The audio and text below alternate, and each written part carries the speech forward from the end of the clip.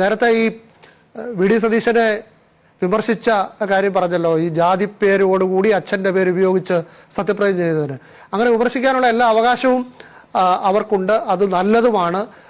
അത്തരം വിമർശനങ്ങൾ തുടക്കത്തിലേ ഉള്ളത് മുഖ്യമന്ത്രിയെ തന്നെ നന്നാക്കും. അദ്ദേഹം പറഞ്ഞ പല നിലപാടുകൾക്ക് വിരുദ്ധമായി പ്രവർത്തിക്കുന്നതിൽ നിന്ന് അദ്ദേഹത്തെ തടയുകയും ചെയ്തു. പക്ഷേ രസകരമായി തോന്നിയ കാര്യം, ഈ Thekkumkattil John Roman Catholic Jinto എന്നല്ല ജിൻഡോ ജോൺ, അത് മതിയെന്നാണ് വിമർശിച്ച ജിൻഡോ ജോൺ പറഞ്ഞത്.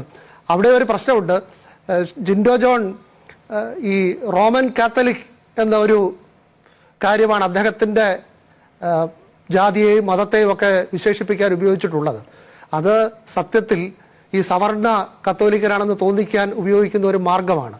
റോമൻ കത്തോലിക്കർ എന്ന് പറഞ്ഞാൽ യഥാർത്ഥത്തിൽ കേരളത്തിൻ്റെ കോണ്ടക്സിൽ അത് ഇവിടുത്തെ ലത്തീൻ കത്തോലിക്കർ മാത്രമാണ്. അവരാണ് ലാറ്റിൻ ആരാധനാക്രമത്തിൻ്റെ പിന്തുടർച്ചക്കാർ, അവർക്ക് മാത്രം അവകാശപ്പെട്ടാണ്. പക്ഷെ അവരെ അവർണ ക്രിസ്ത്യാനികളായി ഇവർ കാണുകയും തങ്ങളെന്തോ കൂടിയ ജാതി വിഭാഗമാണെന്ന് കാണിക്കാൻ റോമൻ കാത്തലിക് എന്ന് വിശേഷിപ്പിക്കുകയും ചെയ്യും. യഥാർത്ഥത്തിൽ അവർ സിറോ മലബാർ സഭയാണ്. കേരളത്തിലെ 3 കത്തോലിക്ക സഭയിൽ Syro Malabar, Syro Malankara, Latin Catholic.